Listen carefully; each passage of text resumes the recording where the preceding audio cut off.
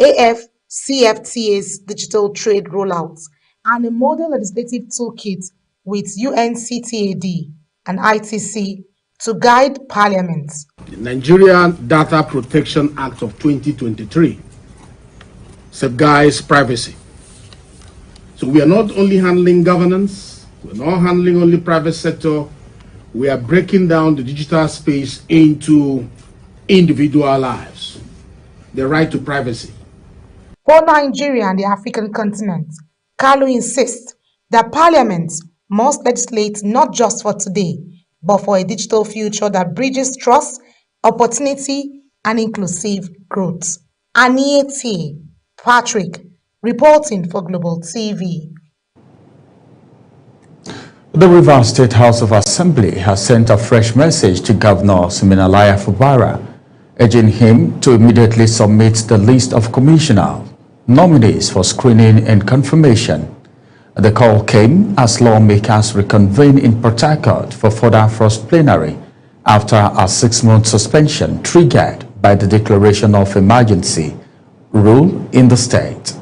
During the session, the Assembly commended President Bola Tinubu for lifting emergency rule and restoring democratic governance in Rivers State. Members also pledged to uphold agreements reached with key stakeholders to safeguard peace and stability. Governor Fubara, along with his deputy and lawmakers, are expected to return to office following the presidential directive on Wednesday. The National Examination Council, that is NECO, has released the result of the 2025 Senior School Certificate Examination, SSC Internal, 54 days after the last written paper. Global Television Priscilla Obasi now reports. At the NECO headquarters in Minna, Niger State, Registrar of the Council, Professor Ibrahim Wushishi, announced that out of 1.3 million candidates who sat for the June-July examination, 818,492, representing 60.26%, scored 5 credits and above, including mathematics and English. Number of candidates with 5 credits and above, irrespective of mathematics and English, is 1,144,496 candidates. Wushishi also disclosed a significant drop in malpractice cases, with 3,878 candidates involved this year compared to over 10,000 in 2024. He added 38 schools in 13 states have been flagged for mass cheating, while 9 supervisors have been recommended for blacklisting. 9 supervisors, 3 in Rivers, 1 in Niger, 3 in FCT, 1 in Kano, and 1 in Osun states were recommended for blacklisting due to poor supervision, aiding and abetting, lateness, unruly behavior, assault, and insubordination. Meanwhile, Kano, Lagos, and Oyo states produced the highest number of candidates with 5 credits and above, including mathematics and English, while the Gabon Center recorded no candidate with such performance, highlighting the sharp disparity across regions. With the new curriculum now in effect, NECO will also streamline its exams to 38 subjects to cut down waiting time for results. Priscilla Obasi, Global Television News. Independent National Electoral Commission (INEC) says the most effective way to guarantee greater representation for women and other marginalized groups in elective position is through affirmative action backed by clear legal provisions. Chairman of the Commission, Professor Mahmood Yakubu, stated this while receiving members of the Women's Collective Forum on an advocacy visit to INEC headquarters in Abuja. Sadia Yakubu completes the report. The INEC Chairman, Professor Mahmood Yakubu, explained that the ongoing review of the Constitution and the Electoral Act provides an opportunity to push for amendment that will entrench women's participation in legislative assemblies and party leadership structures. Professor Yakubu noted that INEC already operates a gender policy with women leading more than half of its departments and directorates. He added that Political parties have also been urged to open more space for underrepresented groups. We recognize the importance of taking such steps. In the last few years, the Commission created a special women's-only slot for promotion to the rank of director, and this policy has paid off. Today, 12 out of 22 departments and directors of the Commission are headed by women. Meanwhile, the ambassador to Ethiopia and Djibouti, Nkoyo Toyo, commended INEC's effort in the electoral process and appealed to the Commission to provide women an avenue for proper representation at all levels of government. I can tell you that the women's movement in Nigeria has studied almost every country you can imagine on what they have done, what they have not done, and why the situation continues to be different for us. The INEC boss, however, assured the Women's Collective Forum of the Commission's continued support in advancing inclusive democracy in Nigeria. Sadia Yakubu reporting for Global Television News. The federal government is set to embark on the construction of new dams in Benue, Kaduna and Adamawa states. Minister of Water Resources and Sanitation, Professor Joseph Utsev, made this known at the 8th International Water Conference in Makurdi. He says the initiative will be executed through a public-private partnership under a Build, Operate, Transfer concession framework to improve water supply, support agriculture, and mitigate flooding across the country. Benue State Global TV correspondent Felicity Dere reports. Speaking at the 8th International Water Conference in Makurdi, the Minister of Water Resources and Sanitation, Professor Joseph Utsev, stressed that the access to clean water, food security, and flood control remain top priorities of the present administration. He explained that the new dams would serve as a major step towards addressing long-standing challenges in Nigeria's water and agricultural sector. It is not only Katsina Ala Dam that we are concessioning. We are also at the process of concessioning the Bawaku Dam, also here in Benue State. And there are other dams also that we are working on. We are working on the Dasa Hausa in Adamawa State. We are working on the Tisit Dam in Kaduna State. These dams we are also working on a public-private partnership basis. There is a concession process. So that when this is being done, these dams will be put to use in irrigating Nigeria. Experts at the gathering also underscored the urgency of strengthening urban water infrastructure and implementing governance reforms to ensure sustainability. By empowering the next generation of engineers and water management professionals, we can ensure that they are equipped with the skills and knowledge necessary to tackle the water challenges of tomorrow. It is our duty to innovate, collaborate, and design solutions that will not only meet today's needs, but also secure our future.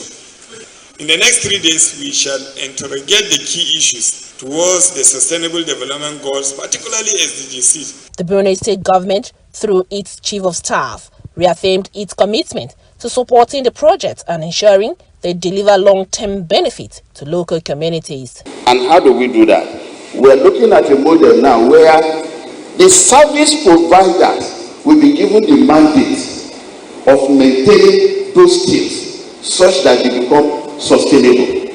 We understand that water security underpins food security, human security, and environmental resilience. We are therefore committed to policies and initiatives that promote sustainable water development. The conference themed Sustainable Urban Water Development and Management in Nigeria brought together policymakers, engineers, and stakeholders to deliberate on solutions that will align Nigeria with the United Nations Sustainable Development Goal 6 on clean water and sanitation. In Makurdi, Felicity Ndere reporting for Global TV News. The Imo State government has inaugurated local emergency management committee across the 27 local government areas to step up grassroots disaster response. The ceremony took place in Owerri, the state's capital. Amarachi Ibe will bring us that report in our subsequent bulletin. You're watching the live broadcast of News Prime. When News Prime returns, South Africa's commission moves to probe claims linking judiciary with crime. Details coming shortly, plus business and sports stories on the other side of this break. Please stay with us.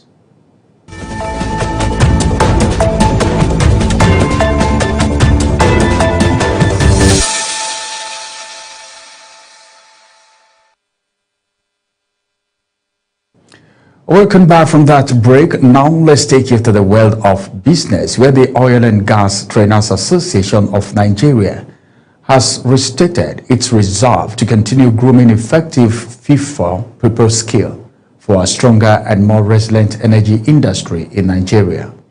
President of the group, Chris Osarumuwense, declared at the Human Capacity Development Award hosted in Lagos that OGTN is driven by the spirit of excellence and collaboration in advancing the nation's petroleum industry.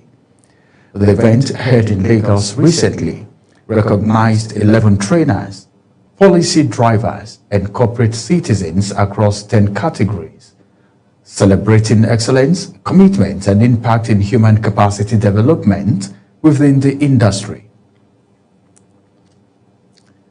The federal government has assured Nigerian farmers of consistent and affordable access to fertilizer as the Presidential Fertilizer Initiative enters a new phase. Authorities say the program, now it's in its third stage, is designed to strengthen supply chains, boost local production, and cut reliance on imports. The Chief Executive Officer, Ministry of Finance Incorporated, Dr. Armstrong Ume Takang, says the program is designed to guarantee steady and affordable access for farmers nationwide. Kikelomo Okere completes the story. Presidential Fertilizer Initiative, regarded as cornerstone of Nigeria food security drive, has made significant progress in ensuring fertilizer availability. Managing Director and the Chief Executive Officer, Ministry of Finance Incorporated, Dr. Armstrong Ume Tangag, says between 2022 and 2025, 48 vessels has delivered critical raw materials for blending. It reveals that in 2025, more than 560,000 metric tons have already been received at the Nigerian port, a record that reassures farmers of continuous supply. Agriculture contributes at least 25% of our GDP. That tells you, and you're at the heart of it. The richness of the soil determines yield, and the yield determines so many other things. That if our soil is destroyed and the potency of the fertilizer that we supply is questionable, then we are creating so much more havoc and destruction for the livelihoods of those millions of Nigerians who are farmers. Dr. Tangan says the initiative is now transitioning into PFI 3.0, with Murphy set to take over operations from the Nigerian Sovereign Investment Authority by November 2025. He noted that the next phase will emphasize year-round nationwide availability, cost efficiency, and strong traceability to curb hoarding and diversion. One thing I can assure you is that contrary to any insinuations or any perceptions, we are committed, both of us are committed to ensuring that we work together to ensure that this transition is smooth. It does not disrupt the sector in any way. If anything, share experiences, share insights to ensure that PFI 3.0 becomes even stronger than it has ever been. President, Fertilizer Producers and Suppliers Association of Nigeria, Sadiq Kazim, says the PFI has facilitated the production of over 128 million bags of fertilizers, with more than 90 blending plants now operational nationwide. He added that the country's blending capacity has grown to 13 million metric tons. Capacity we have improved from the commencement of the PFI in 2016 to date. There are more blending plants available. We have today the capacity to blend up to 13 million metric. With Nigeria's agro-industry base set to expand, stakeholders says PFI 3.0 will further empower farmers, reduce reliance on imports, and bring the country closer to food sovereignty. Kike Lomo Okeri, Global Television News. The federal government has announced that it has disbursed a total of 330 billion naira to 8.1 million households across the country under the National Social Safety Net program, aimed at cushioning the harsh effect of economic reforms on Nigerians' poorest and most vulnerable citizens.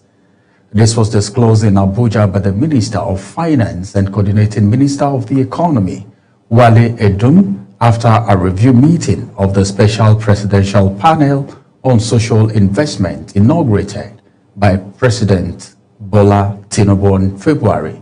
Edun explains that the program, which is to experience delay earlier in the year, was now firmly back on track following the successful integration of biometric data through the National Identification Number. This integration, as said, was crucial to ensuring transparency, curbing leakages, and eliminating political interference. Now, on the foreign scene, a judicial commission set up by South Africa's President Cyril Ramaphosa to investigate explosive claim by a top police officer linking politicians to criminal gangs has begun its public hearing weeks after delay starts. A police chief for the province of KwaZulu-Natal, Nlala Makwawanzi, says the country's criminal justice system has been subject to a continuous threat as well as a sabotage over an extended period. Uyi Agbomofuegbe has the rest of the story. Africa's most industrialized nation is plagued by deep-rooted crime and corruption, fueled by organized networks. In July, Provincial Police Chief Nkwanazi had accused Police Minister Senzo Mchunu and other senior officials of obstructing investigations into the cases, including politically motivated murders. It has been my aim that I want to demonstrate that the criminal justice system has been subject to a continuous threat as well as sabotage, which has been with us over an extended period, to a point where we believe it is at real risk of a total collapse if nothing is done. Therefore, an urgent and effective interventions are required in order to avert this outcome.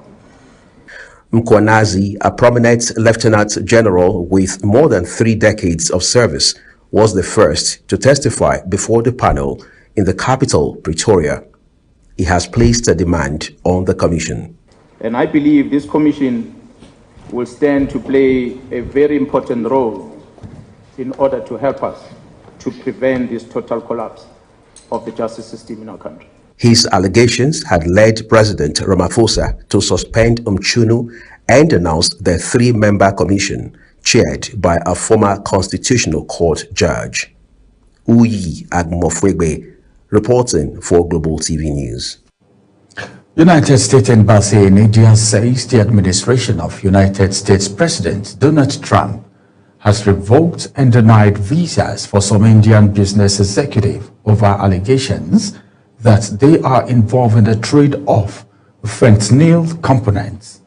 In a statement issued by the embassy announcing the revocation of visas did not identify the targeted individuals or provide details about the nature of their business. Fentanyl precursors include tranquilizers and other chemicals used in the manufacturing of the dangerous drug.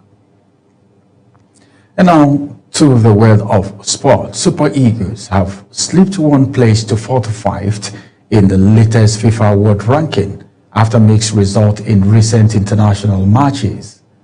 The team secured wins against Rwanda and Congo, drew with South Africa but suffered defeat to Sudan and Senegal. On the African continent, Nigeria now ranks 6th, while Spain dethroned Argentina as world's #1 for the first time since 2014. Nigerians' ambition to host the 2030 Commonwealth Games is gaining momentum as members of the Commonwealth Bid Evaluation Committee carry out an inspection tour of facilities in Abuja. Our sport correspondent reports on the visit and what it means for Nigerian sport and economic trajectory. India and Nigeria are the two final bidders to host the 2030 Commonwealth Games, with Nigeria proposing Abuja and India proposing Ahmedabad. The decision will be made by Commonwealth Sports in November. Following the evaluation of their formal proposals, India's bid also serves as a potential stepping stone for hosting the 2036 Olympic Games. Leader Commonwealth 2030 Bid Evaluation Committee Darren Hall said the visit was aimed at bringing to life what Nigeria had outlined in its proposal, noting the committee looks forward to working closely with the country in the months ahead. We're here to work with you, to talk to you, to really learn and bring to life what we've seen in the proposal that you've pulled forward, and we're really excited to see all the wonderful venues and just to see all the passion and all the people that have pulled together such an exciting proposition for Commonwealth sport and for Nigeria for the future. According to Shehu Diko, a member of the bid team who doubles as the chairman National Sports Commission, Nigeria's bid has been described as robust with strong backing at the highest level of government. He added that President Bola Tinubu has already signed a guarantee letter assuring the Commonwealth of Nigeria's commitment. He said the evaluation team will also hold meetings with the National Security Advisor and leadership of the National Assembly to review security and legislative frameworks required for hosting. After your inspection and other engagements in Nigeria, you will be convinced that Nigeria is really committed and is able, and more than able, and have the capabilities and the possibilities to host what I will term the best games ever in the Commonwealth. Because that's our ambition and that is what we want. The Director General of the National Sports Commission, Bukola Olopade, emphasized that Africa's time has come, stressing Nigeria's readiness to deliver a games that matches global standards while advancing the continent's place in international sports. He argued that hosting the Commonwealth Games would not only reflect Nigeria's growing economic capacity, but also deepen inclusivity by bringing the Games to Africa for the first time. It would be foolery and ludicrous for anybody to believe that as Nigerians who live in the best country in the world, with the most intelligent people in the world, that won't be able to host the Commonwealth Games. And don't forget, Africa has never hosted these games. It's going to the Centenary Games, the 100 years of the game. It's high time the Commonwealth Games came to Africa. Nigeria has a history of hosting continental and global competitions, from the All-African Games to FIFA Youth World Cups, and hopes to build on that trajectory as it seeks the nod to stage the 2030 Commonwealth Games. If successful, Nigeria would make history as the first African country to host the Commonwealth Games, a landmark achievement for both sports and the economy. Aniette Patrick, reporting for Global TV. That's it on News Prime. Here's a recap of our top stories.